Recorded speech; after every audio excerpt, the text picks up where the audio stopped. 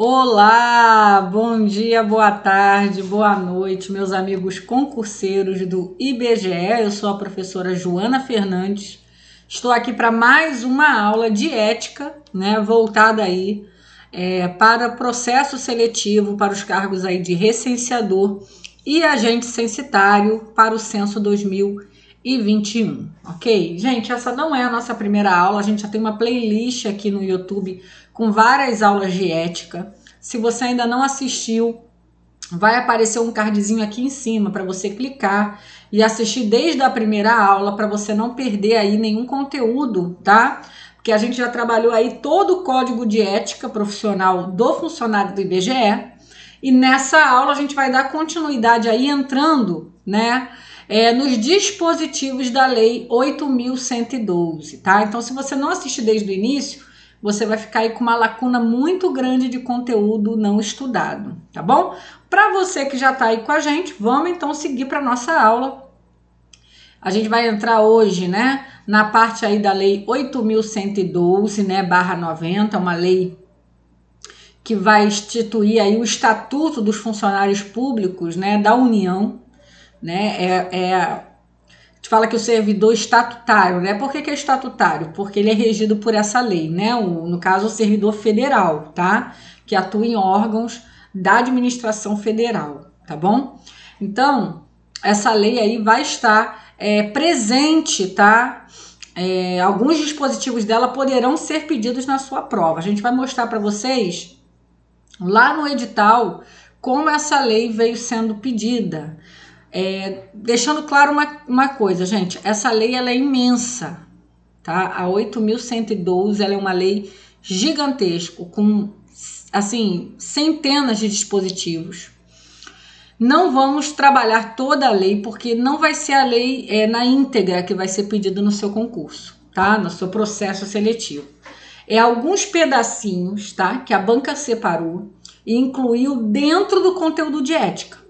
Então, dentro do conteúdo de ética de todos os cargos, nós temos o Código de Ética do Servidor do IBGE, que nós já trabalhamos aqui, e alguns artigos, alguns incisos, né, alguns parágrafos da 8.112 que eles recortaram assim, pegaram lá uns pedacinhos que eles acharam importantes e colocaram no seu edital para que você estude, porque eles podem pedir questão em cima desses dispositivos legais, tá? Então, vamos lá, deixa eu mostrar para vocês aqui, tá vendo? Ó, aqui tá a 8.112, como ela veio dentro do seu edital, tá? Como ela está dentro do seu edital. Peguei, né, tentei dar uma arrumadinha para a gente compreender o que está sendo pedido, ok? Ó, vai ser pedido o artigo 116, só que nos incisos 1 a 4, tá vendo? E inciso 5, a linha A e C. Ou seja, a linha B, por exemplo, não é pedida. É a A e a C, tá? Então, toda recortadinha, vocês estão vendo? Depois vai ser os incisos de 6 a 12 e o parágrafo único. Esse pedacinho trata dos deveres do servidor, tá? Dos deveres do servidor, que inclusive já vamos abordar nessa aula, ok? Depois eles pedem o artigo 117, tá vendo? Todos esses pedacinhos aqui, que são as proibições, que a gente vai tratar numa outra aula, tá bom? Também, ó, 118 a 120, acumulação de cargos, nós vamos tratar numa outra aula, a gente vai tratando nas aulas cada pedacinho, tá bom?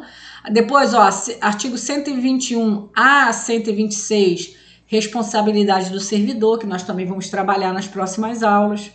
Artigo 127, né? No caso, o inciso 1 a 3, tá? Que trata das penalidades. Porque esse artigo 127 tem mais incisos, mas a banca só vai pedir o 1 até o 3, no caso 1, 2 e 3, ok? Que trata das penalidades. Tem o artigo 132, que vai falar dos casos de demissão, né?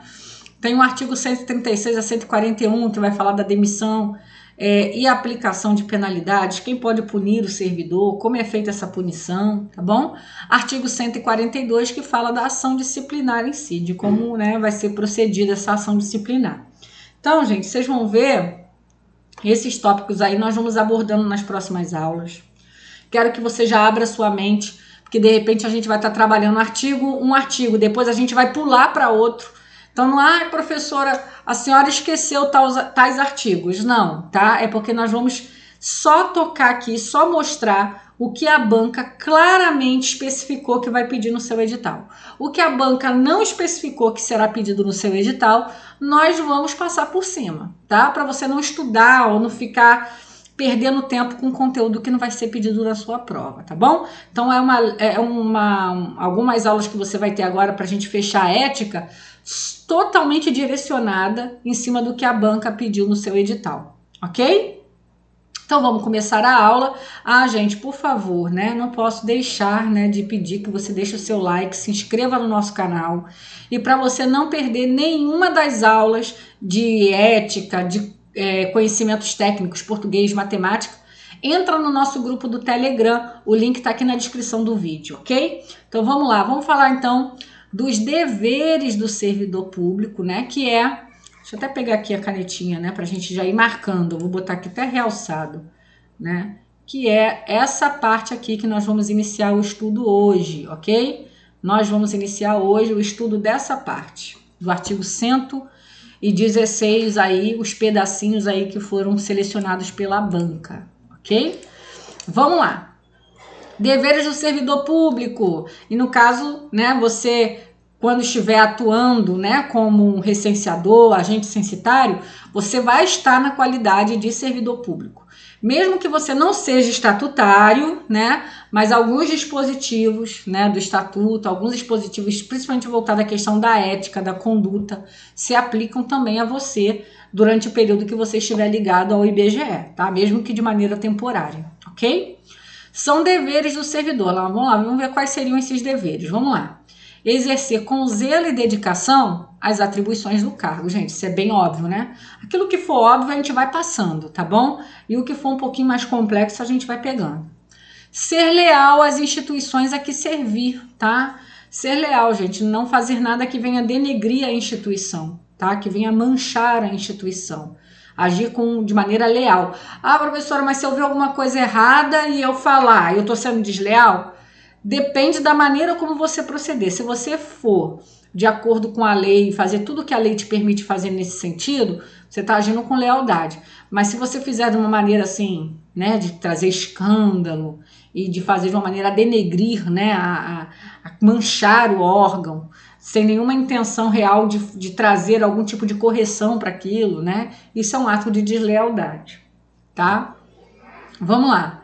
Observar as normas legais e regulamentares, tá? Então tem que obedecer às leis, né, que regem a profissão, que regem as atribuições públicas e também o regulamento, tá, do IBGE, os regulamentos que vão ser apresentados para vocês como regras, né, para sua atuação profissional, tá bom?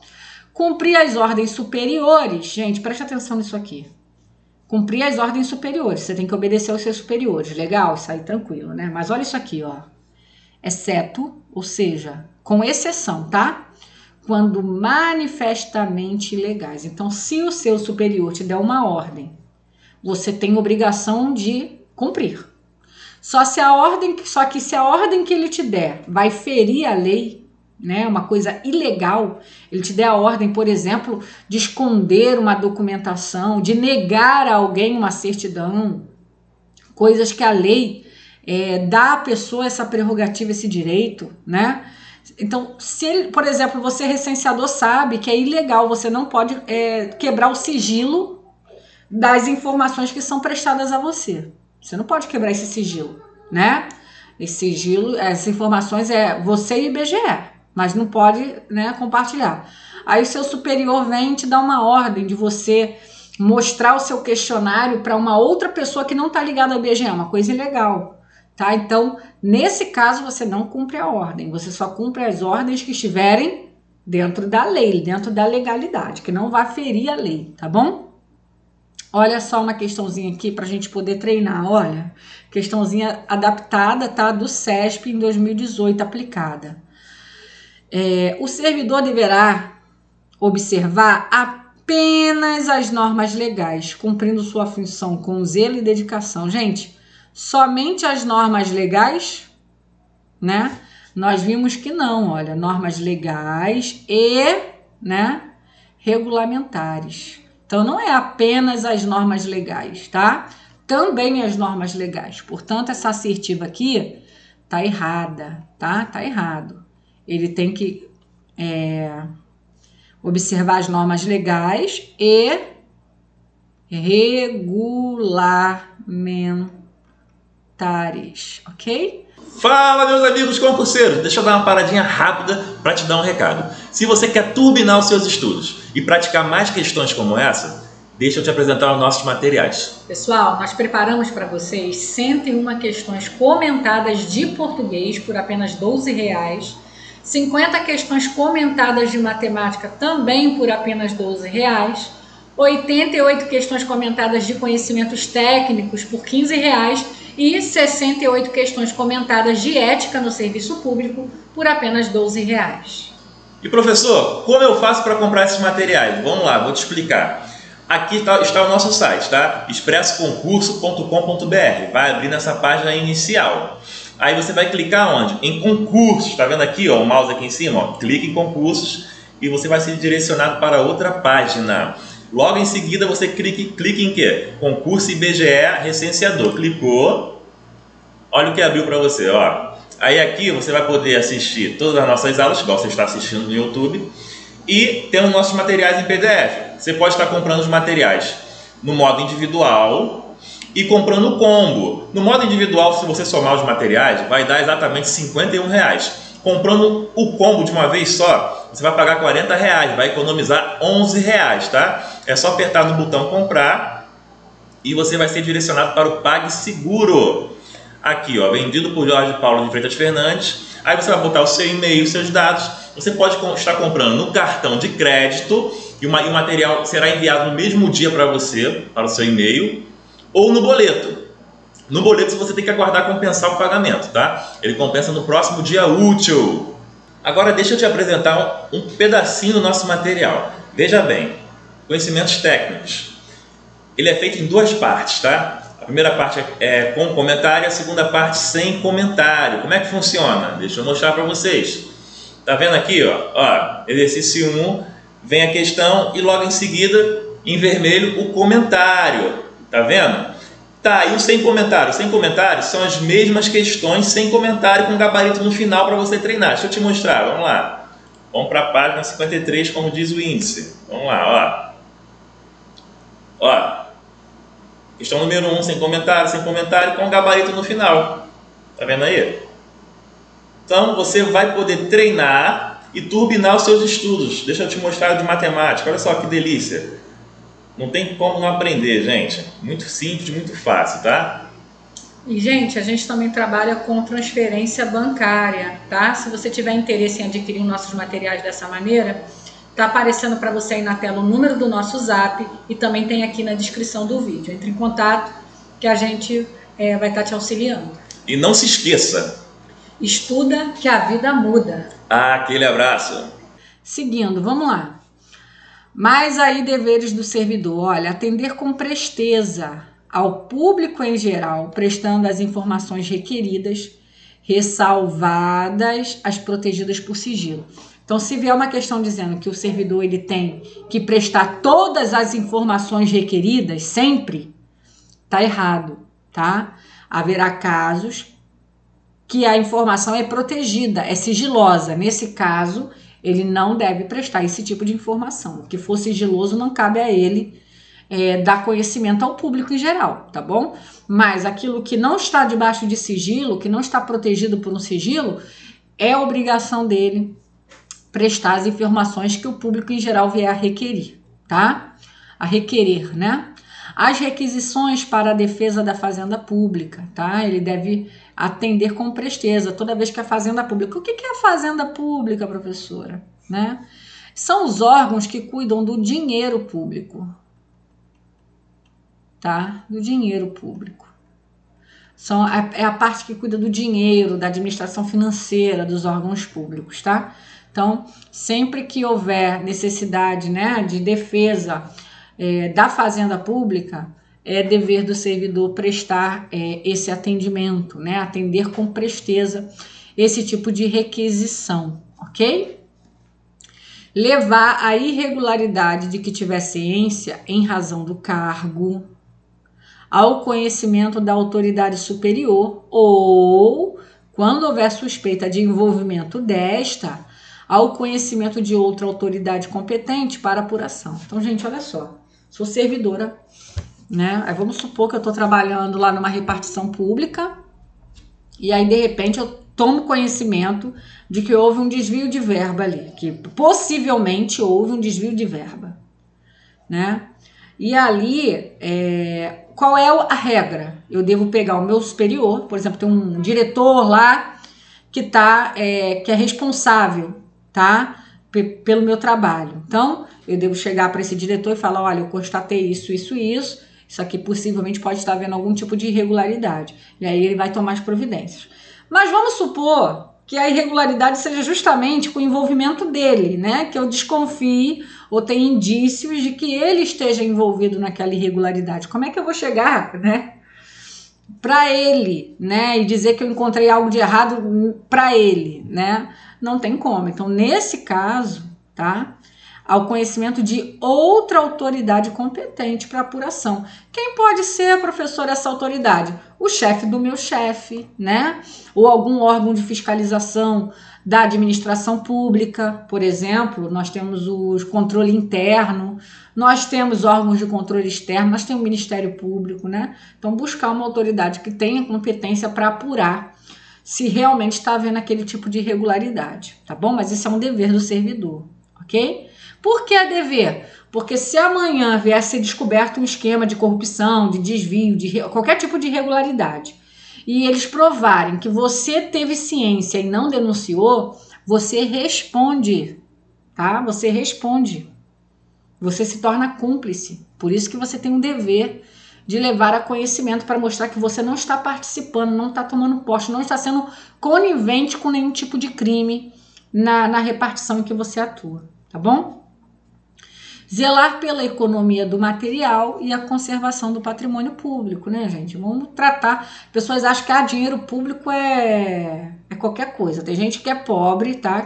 Porque trabalha no serviço público, a maioria é pobre, né?